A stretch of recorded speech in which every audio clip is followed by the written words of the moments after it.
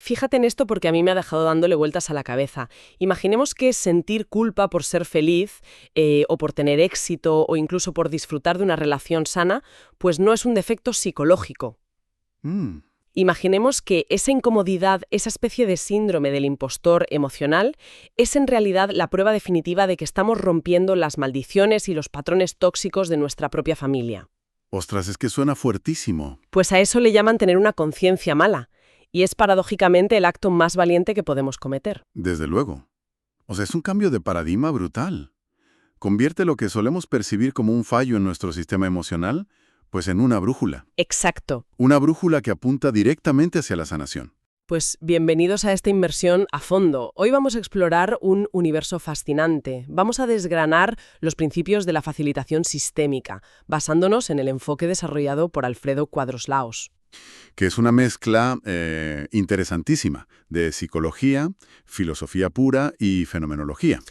Sí, pero a ver, nuestra misión hoy no es dar una clase para terapeutas. El objetivo es extraer estas joyas, estos conceptos transformadores, para entender por qué demonios repetimos patrones dolorosos en nuestras vidas. Y sobre todo, cómo aprender a operar desde lo que se conoce como el adulto sanador. Yo estoy emocionadísima con esto. Y yo estoy seguro de que esto va a cambiar muchas perspectivas, porque lo fascinante aquí es cómo esta visión derriba por completo la idea tradicional que tenemos de curar algo. Claro, es que solemos pensar en curar como si fuéramos al médico. Exactamente. No estamos hablando de un modelo médico donde hay un síntoma, se le pone una etiqueta clínica y se extirpa. Aquí no hay un mecánico arreglando una máquina rota. Ya. Se trata de observar un sistema humano, ya sea una familia o una pareja o una empresa, y descubrir dónde se ha alterado el orden natural. El objetivo es que el propio sistema recupere su equilibrio. Es un trabajo de revelación, digamos. Eso es, de sacar a la luz. Pero claro, para revelar ese orden alterado y entender nuestra propia historia, pues primero hay que aprender a mirarla. Y resulta que somos malísimos mirando. ¿Muy malos? Miramos a través de un cristal tintado por nuestras expectativas, nuestras heridas y nuestros prejuicios. Es como intentar leer un libro en un idioma que no conoces. Ves las letras, notas que hay párrafos, pero tu mente no soporta el vacío. Y entonces inventa. Inmediatamente se inventa una historia sobre lo que significan esos símbolos. Pues esa tendencia de la mente a rellenar huecos es precisamente lo que la fenomenología intenta frenar. Y aquí es donde entra un concepto filosófico brillante que rescatamos de Heidegger, que es el Dasein. El Dasein. Sí, que básicamente se traduce como el estar aquí. Vale. El Dasein nos exige habitar el presente absoluto frente a lo que estamos observando. Es renunciar a esa huida constante que hacemos hacia la melancolía del pasado o a la ansiedad de lo que pasará en el futuro. O sea, es pasar del victimismo de preguntarse por qué me pasa esto a mí, a la firmeza de decir aquí estoy frente a esto. Totalmente. Y para lograr ese estar aquí, se utiliza una herramienta que llaman la epoqué. A ver, vamos a desglosar esto porque suena muy filosófico, pero tiene una aplicación práctica tremenda. ¿La epoqué? Que no es otra cosa que la suspensión absoluta del juicio. Significa operar desde un centro vacío, sin la soberbia de creer que ya sabes la respuesta antes de que el otro termine de hablar. Pongamos un ejemplo súper cotidiano. Imaginemos una discusión de pareja. Uno de los dos cruza los brazos. ¿Vale? Clásico. La mente rápida, el ego, salta y dice, está a la defensiva, se está cerrando o ya no me quiere escuchar. Exactamente. Has creado toda una narrativa a partir de un simple movimiento muscular. Madre mía, es que lo hacemos constantemente. Constantemente. Y la fenomenología exige que nos limitemos a los hechos puros. El hecho no es que la pareja esté a la defensiva. El hecho innegable, lo único que realmente está ocurriendo en el plano físico, es que los brazos están cruzados. Todo lo demás es una proyección. Todo lo demás. Hay un ejemplo maravilloso sobre esto cuando se entrena a facilitadores. Un alumno observa a una persona en una sesión y afirma, está parpadeando así porque está cansada o incómoda. Y le corrigen, claro. La corrección es inmediata. Le dicen, no. El hecho es que el parpadeo es lento. Punto. ¡Ostras! Es que tiene tela. Es dificilísimo no juzgar. Cuesta muchísimo. Hay otro caso en los materiales que me dejó dándole vueltas a la cabeza. Imaginemos una dinámica donde participa un hombre de 77 años que quiere resolver un conflicto con su pareja, que es una mujer de 80 años. Muy interesante. Claro, Si uno tiene 30 años y está observando esa situación, la mente intenta procesarlo desde sus propios prejuicios sobre la vejez, sobre lo que significa el amor en la tercera edad, sobre la intimidad a esa edad, pero la lección aquí es brutal. ¿Cuál es? No tienes que entenderlo. Tu mente de 30 años no está capacitada para procesar el amor de los 80 años. Y no pasa absolutamente nada. Claro, solo tienes que observar. Si conectamos esto con el panorama general, pretender cambiar la realidad del otro o interpretarla basándonos en nuestra propia imagen del mundo es en el fondo una inmensa falta de respeto. ¿Una falta de respeto? ¡Qué fuerte! Sí. Imponer la narrativa de está a la defensiva o está cansada es quitarle al otro su propia experiencia. Pero, a ver, si observar la realidad tal cual es resulta tan poderoso y nos ahorra tantos conflictos, ¿por qué nos cuesta tanto? O sea, ¿por qué nuestra mente es tan adicta a inventar historias? Pues porque estamos biológicamente y psicológicamente programados para no tolerar la incertidumbre. Y aquí entramos en la metáfora del punto ciego, que es brillante. A ver. A nivel fisiológico, en la retina de nuestro ojo, hay una zona exacta donde el nervio óptico se conecta. Bueno, pues en ese milímetro no hay fotorreceptores.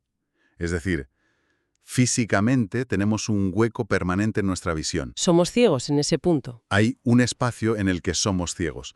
Pero claro, nosotros no vamos por la calle viendo manchas negras flotando en el aire. Ya, el cerebro hace su magia. ¿Qué hace el cerebro? Automáticamente coge la información del entorno, los colores, las formas, y rellena ese vacío sin pedirnos permiso. Y aquí es donde se pone realmente interesante. Porque ese mecanismo biológico es la réplica exacta de lo que hacemos a nivel cognitivo y emocional. Exacto. La psicóloga social Emily Pronin estudió a fondo cómo percibimos los sesgos y descubrió una simetría que es de locos. Básicamente demostró que somos auténticos expertos en detectar cuándo los demás están siendo irracionales. Ah, sí. Los demás siempre se equivocan. Siempre. Pero somos absolutamente ciegos a nuestros propios prejuicios. Es la definición científica de ver la paja en el ojo ajeno y no la viga en el propio. Totalmente. Nuestro cerebro rellena nuestra propia viga para que nos sintamos como seres humanos perfectamente racionales y objetivos. Yo es que me declaro culpable. Y yo. Pronin lo explicaba de una forma muy reveladora. Decía que nosotros tenemos acceso directo a nuestras propias intenciones, a nuestro monólogo interior. Claro. Por eso cuando cometemos un error lo justificamos por las circunstancias. Llegué tarde porque había tráfico, o grité porque tuve un mal día. Pero como no tenemos acceso a las intenciones de los demás, pues solo vemos sus acciones. Así que si el otro llega tarde o grita, no pensamos en sus circunstancias. Pensamos que es un irresponsable o una mala persona. Condenamos su carácter. Nos convertimos en los abogados defensores de nosotros mismos y en los fiscales implacables de los demás. Es que esto me recuerda muchísimo a la filosofía moral. Bernard Williams hablaba de la autojustificación como si fuera un escudo protector del ego. Si no tuviéramos ese escudo, nos volveríamos locos viendo nuestras propias incongruencias. Y luego está John Rawls con su famoso velo de la ignorancia. Ese concepto es clave. Rawls decía que es imposible diseñar una sociedad justa porque todos tenemos puntos ciegos basados en nuestros privilegios. Si alguien es rico, diseñará leyes que favorezcan a los ricos, sin darse cuenta. Ya. Su solución era diseña la sociedad sin saber qué posición vas a ocupar en ella. Y si llevamos esta ceguera al terreno de los vínculos familiares, es donde se gestan las dinámicas invisibles. Repetimos las cargas emocionales de generaciones anteriores en piloto automático. Porque están en nuestro punto ciego. Porque están en nuestro punto ciego. Y cuidado, porque de esto no se libran ni los terapeutas ni los facilitadores más experimentados. Ya. Si un profesional intenta ayudar a alguien que trae un conflicto que el propio profesional no ha resuelto en su vida, pierde su centro vacío. Pierde la neutralidad. Pierde la neutralidad por completo. Hay un ejemplo práctico para esto en los materiales que es buenísimo. Imaginemos a una persona que trabaja de cara al público. Pongamos en una farmacia o una perfumería. ¿Vale? Esta persona tiene en casa una pareja con problemas de alcoholismo que se niega a reconocer. Y es un tema que le genera un dolor inmenso, pero que tiene silenciado. Un punto ciego tremendo. Exacto. Un día entra un cliente, se pone a hablar y le cuenta un problema idéntico con su marido. ¡Ostras! En ese preciso instante, el trabajador ya no está escuchando al cliente, está escuchando a su propia herida. Va a intervenir, va a dar consejos y se va a involucrar, pero no por la necesidad del cliente, sino intentando sanarse a sí mismo a través del otro. Este es el gran peligro de la proyección. Los profesionales más éticos no son los que lo saben todo, sino los que conocen perfectamente dónde están sus propios puntos ciegos. Totalmente. Quien interviene en exceso, quien da consejos no pedidos, a menudo está proyectando una carencia enorme. Se coloca la capa de salvador. Se coloca la capa de salvador porque salvar al otro es mucho más fácil que mirar la propia sombra. Oye, pero a ver, explícame esto, porque aquí tengo que hacer un poco de abogada del diablo. A todos nos han educado con la idea de que ayudar es la virtud máxima. ¿Claro? O sea, darlo todo por los demás, sacrificarse por un amigo o por la pareja. Suena completamente contraintuitivo que intentar salvar a alguien o volcarse en esa persona se ha visto casi como una transgresión o algo tóxico. Entiendo perfectamente la resistencia, porque choca de frente con nuestra educación cultural. Pero el enfoque sistémico nos plantea los órdenes de la ayuda y nos dice algo muy duro de escuchar. A ver. Intervenir en exceso, asumir ese rol de salvador, debilita a la otra persona. ¿La debilita? Sí, porque estás violando la ley de la proporcionalidad.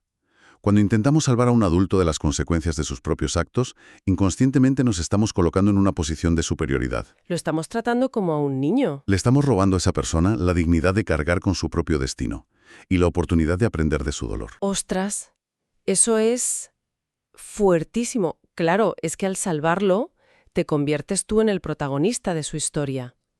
Lo haces dependiente. Exacto. Y esto me encaja como un guante con el triángulo dramático de Karpman y el análisis transaccional de Eric Berne. Berne decía que todos operamos desde 3 estados del ego: el padre, el niño y el adulto. Y Karpman dibuja este triángulo tóxico donde cuando caemos en nuestros puntos ciegos adoptamos uno de 3 roles. Sí. Está la víctima, que va por la vida gritando «¡Sálvame, el mundo está en mi contra!». El perseguidor, que señala con el dedo diciendo «Tú tienes la culpa de mi miseria». Y el salvador, que llega diciendo «Apártate, yo sé lo que necesitas mejor que tú». Y lo interesante es que el salvador nunca actúa desde el estado del adulto. Actúa o bien desde el padre crítico que cree que sabe más que nadie, o desde el niño herido. El niño herido. ¿Por qué? Porque busca desesperadamente que lo quieran y lo necesiten por ser tan bueno y servicial. Fíjate, se me ocurre una analogía para visualizar ese estado del adulto sanador del que tanto se habla en estas disciplinas. Siento que el adulto sanador actúa en una relación como el termostato de una casa, no como el termómetro. A ver, cuéntame. El termómetro, que sería el niño herido, solo reacciona a la temperatura. Si hace frío, marca frío y ya está. Si hay tensión, grita, llora o huye. Solo refleja el caos. Claro. Pero el termostato, que sería el adulto, lee la temperatura de la habitación, detecta que hace frío, no se altera y tranquilamente enciende la calefacción para regular el ambiente. El adulto sanador regula el sistema nervioso propio y por contagio el del otro. Es una analogía perfecta. El termostato no se asusta por el frío, simplemente lo gestiona. Pero esto nos lleva a una de las preguntas centrales. Dime. ¿De dónde nace esa necesidad tan humana de meternos en el triángulo dramático? Porque preferimos sufrir en el rol de víctima o agotarnos en el rol de salvador antes que simplemente ser felices y estar tranquilos. Esa es la gran pregunta. Y aquí es donde entran esos dos conceptos revolucionarios que mencionábamos al principio, la conciencia buena y la conciencia mala. Sí, esto es lo que me voló la cabeza por completo, porque los nombres son súper engañosos. Mucho. Uno escucha conciencia buena y piensa en hacer lo correcto, en donar a la caridad y ser buena persona. Pero en el ámbito sistémico, la conciencia buena es una trampa mortal. Totalmente. Es esa lealtad invisible e inconsciente a tu clan familiar que te obliga a sufrir para sentir que perteneces. Si los padres o los abuelos sufrieron ruinas económicas o pasaron hambre o tuvieron matrimonios miserables, la conciencia buena te susurra al oído. Que no puedes superarlos. Exacto. Te dice si tienes dinero o tienes una pareja maravillosa, los estás traicionando. Para ser parte de esta tribu, tú también debes pasar apuros. Es la lealtad que perpetúa el dolor a través de las generaciones. Es un mecanismo de supervivencia arcaico. Pertenecer al grupo era cuestión de vida o muerte en la prehistoria, así que preferimos ser infelices pero acompañados que felices y excluidos. Ya. Por contraposición, la conciencia mala, que suena algo perverso, es en realidad el despertar. Es la incomodidad valiente de atreverse a ser feliz. Qué bonito eso. Es sentir esa culpa punzante cuando te va genial en la vida y a tu familia no, Y tener la valentía de decir, lo siento, veo vuestro dolor, lo respeto, pero yo voy a romper el patrón y voy a disfrutar de mi vida. Es que sentir la culpa de ser feliz y no sabotearse es heroico. Pero claro, para que esa conciencia mala sea funcional y nos permita evitar el rol del adulto sanador, nuestro termostato interno, pues necesitamos que el sistema familiar recupere un equilibrio natural. Sí. Y aquí es donde entran los famosos órdenes del amor. La pertenencia, la jerarquía y el equilibrio. Son como las leyes de la gravedad de las relaciones humanas. Son leyes naturales inexorables. La pertenencia dicta que todo miembro tiene derecho a pertenecer, incluso las ovejas negras o los excluidos. Claro. El equilibrio habla del balance entre dar y tomar en las relaciones entre iguales como la pareja. Y la jerarquía, que es vital, establece que quien llegó primero al sistema tiene prioridad. Los que llegaron antes. Eso es. Los padres que llegaron antes son los grandes. Ellos dan la vida. Los hijos que llegaron después son los pequeños. Ellos toman la vida. A ver, detengámonos en la jerarquía, porque las transgresiones aquí son la raíz de muchísimo sufrimiento. Se habla de 5 heridas emocionales básicas: abandono, rechazo, humillación, traición e injusticia. Y la injusticia y la traición se ven clarísimo cuando se rompe la jerarquía. Pensemos en lo que en psicología clínica se llama parentificación. Un tema muy común. Es el típico caso de una madre o un padre que se divorcia, se deprime y de repente un hijo de 10 años se convierte en su confidente, Sí. en el que cuida a sus hermanos pequeños, en el pilar emocional de la casa. Ese niño de 10 años ha sido colocado por encima de sus padres en la jerarquía. Pues un niño parentificado desarrolla una herida de traición profunda, porque los adultos que debían protegerlo y dejarle ser niño lo han sobrecargado con problemas de mayores. Totalmente. Y desarrolla la herida de la injusticia, porque está asumiendo un peso en la mochila que no le corresponde en absoluto. Menuda carga. Y ocurre algo similar pero a la inversa cuando un hijo adulto se cree con superioridad moral para juzgar el destino o las decisiones de sus padres. Al hacer eso, el hijo se hace grande frente a ellos, y el flujo natural de la energía que siempre debe ir de mayores a pequeños se interrumpe. El hijo se queda sin fuerza para su propia vida. Pero la belleza de toda esta filosofía es que no te deja ahí abandonado con el diagnóstico de la herida. Te da herramientas de reordenamiento. Sí, las hay. Y una de las más fascinantes es lo que llaman la epigenética de la palabra, el uso de frases sanadoras inspiradas en el trabajo del psiquiatra Milton Erickson. A ver, explícame esto bien, porque cuando escucho que unas frases pueden reescribir la resonancia celular, me suena un poco a magia. ¿Cómo puede una simple frase cambiar mi biología o curar un trauma arraigado? Es que no tiene nada de esotérico, es pura neurobiología. Cuando una persona ha vivido parentificada o sintiendo que no pertenece, vive en un estado de alerta constante. Su sistema nervioso está disparado. Su sistema nervioso simpático, el de lucha o huida, está hiperactivado. Sus niveles de cortisol están por las nubes. Ya. Las palabras, cuando se pronuncian desde el estado del adulto, con la cadencia, el tono y la presencia correctas, impactan directamente en el cerebro límbico. Ostras. Pronunciar una verdad fenomenológica profunda estimula el nervio vago y activa el sistema nervioso parasimpático. Estás enviando una señal biológica de seguridad al cuerpo. El cerebro entiende, el peligro ya pasó, el orden se ha restablecido. ¡Qué barbaridad! O sea, el lenguaje actúa como un interruptor biológico. ¿Y cómo suenan estas frases exactamente? Porque imagino que no son afirmaciones positivas vacías, estilo, hoy va a ser un gran día. En absoluto. Son frases despojadas de todo drama. Son pura fenomenología. Constatan un hecho sin juicio. Danos un ejemplo. Por ejemplo, ante esa herida de abandono de un ancestro o de un padre ausente, el adulto sanador no justifica ni perdona desde la superioridad, simplemente asiente a la realidad y dice, miro tu destino y lo honro, y yo elijo mi vida. Uf, es potente. O en un trabajo de integración donde el propio adulto le habla a su niño interior asustado, la frase que reordena el sistema nervioso es contundente. Yo soy el adulto aquí, tú eres el pequeño, y puedes descansar. Yo te cuido a ti y no a la inversa. Madre mía, es que solo de escucharlo ya notas cómo se te quita un peso de los hombros. Hay un respeto reverencial en esa forma de hablar. Lo hay. De hecho, a la hora de guiar estos procesos, en los manuales se insiste muchísimo en usar un lenguaje estrictamente invitacional.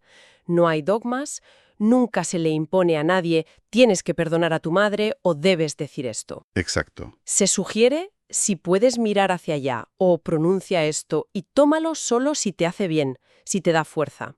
Es la humildad máxima de saber que el misterio del otro es sagrado. Exactamente. Es evitar caer de nuevo en el rol de salvador. El facilitador solo abre la puerta. El consultante decide si la cruza. Y hay que entender que cruzar esa puerta, que todo este proceso de sanar heridas y salir del triángulo dramático, pues no es una línea recta. No, no lo es. Nuestra cultura occidental está obsesionada con el progreso lineal. Vamos del punto A al punto B y ya estamos curados. Pero la psique humana no funciona así. Funciona por ciclos. Terapéutico moderno, que es la rueda de las 4 direcciones. Es una herramienta valiosísima. Es como una brújula psicológica.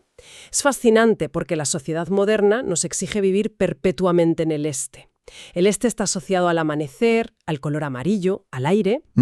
Su arquetipo es el águila o el cóndor, que ven las cosas desde las alturas. Es la dirección de los nuevos nacimientos, de los proyectos, de las ideas frescas. Todos queremos estar ahí, motivados, empezando cosas. Pero claro, la naturaleza no se queda eternamente en el amanecer. El ciclo te empuja inevitablemente hacia el sur. Hacia el sur. El sur es el mediodía, el color blanco, el elemento fuego. Es pura vitalidad, acción, crecimiento. Su animal suele ser el puma o el lobo. Aquí es donde habitan nuestras pasiones, donde ponemos en marcha esas ideas del este, pero también es el territorio del niño interior. Es la emoción pura que necesita ser canalizada. Y claro, después de tanta acción y tanta quema de energía en el sur, llega la dirección que más terror nos da en esta sociedad de la productividad constante. El oeste. El oeste. El oeste es el atardecer, el color negro, el elemento agua. Su animal es la serpiente, que cambia de piel, o el oso, que se retira a la cueva a hibernar.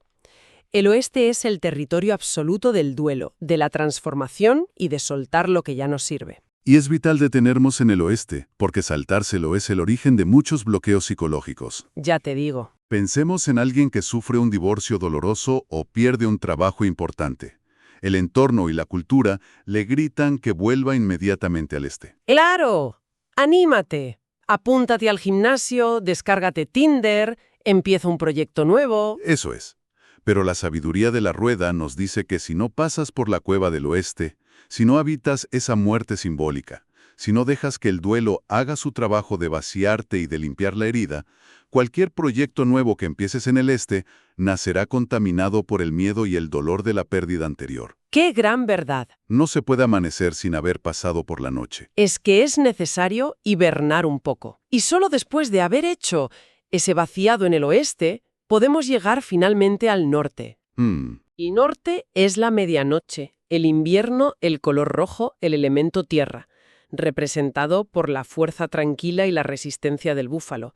El norte es el lugar de la sabiduría profunda del enraizamiento, donde integramos las lecciones de nuestros ancestros y cerramos el ciclo, listos para volver a tener una nueva visión en el este. Todo es un engranaje perfecto. Como decía Carl Jung, no hay luz sin sombra, ni totalidad sin imperfección. Exacto. La inspiración mental del aire, que es el este, necesita la fuerza motriz del fuego, el sur, que a su vez requiere el caudal emocional del agua, el oeste, para tener sentido. Ya. Y todo eso debe estar contenido por la estructura sólida de la tierra, el norte, para no desbordarse. Y donde confluyen estas 4 direcciones es en el centro. El centro representa el éter, la pura conciencia. Para la vida diaria. Tendemos a confundir la intuición con el pensamiento. Sí, muchísimo. La intuición es esa sensación visceral, rápida, casi animal, que te alerta de un peligro o una afinidad. Luego está la idea, que es un chispazo creativo en la mente. Sí. Y el pensamiento, que es el proceso puramente analítico, donde haces listas de pros y contras. Claro. Pero ninguna de esas 3 es lo que buscamos en el centro de la rueda. En el centro reside la guía interior. La guía interior, sí. Es una certeza profunda, silenciosa, libre de los miedos del ego y de las lealtades tóxicas. Es esa voz que desde el adulto sanador te dice exactamente qué paso dar para restablecer tu paz, incluso si ese paso es difícil o impopular. Y esa guía interior es patrimonio de todos. Esa es la conclusión más hermosa de todo este viaje. No hace falta estudiar años de facilitación sistémica para empezar a aplicarlo. Para nada. Simplemente con tomar conciencia de nuestro punto ciego, aprender a observar fenomenológicamente sin juzgar a nuestra pareja o amigos, salirnos del rol de salvadores y permitirnos transitar por la rueda respetando nuestros propios duelos. Con solo eso podemos transformar profundamente nuestra realidad. Y dejar de cargar con maletas que no nos pertenecen. Totalmente. Bueno, pues ha sido una inmersión absolutamente transformadora. Hemos pasado de entender por qué nuestro cerebro prefiere inventar una historia antes que aceptar la incomodidad de un simple cruce de brazos, a descubrir la biología oculta detrás del poder sanador de nuestras palabras. Ha sido un recorrido muy completo. Hemos navegado por las estaciones del alma y hemos desmitificado esa trampa de creer que sacrificarnos por los demás es nuestra única vía de valor. Y todo esto nos lleva de vuelta a ese concepto inicial que lo cambia todo. La conciencia mala. Exacto. Si abrazar la conciencia mala, esa incomodidad punzante que sentimos al atrevernos a triunfar donde otros fracasaron, es en realidad la fuerza que permite romper el ciclo de dolor de un linaje entero, cabe preguntarse algo muy importante. ¿Qué acto desleal de pura salvaje y genuina felicidad será necesario cometer hoy para honrar verdaderamente a quienes nos precedieron? Quizás, al atrevernos a ser plenos, descubramos que la vida nunca nos pidió que arregláramos los huesos rotos del pasado, sino que aprendiéramos a nadar por fin en las aguas de nuestro propio presente.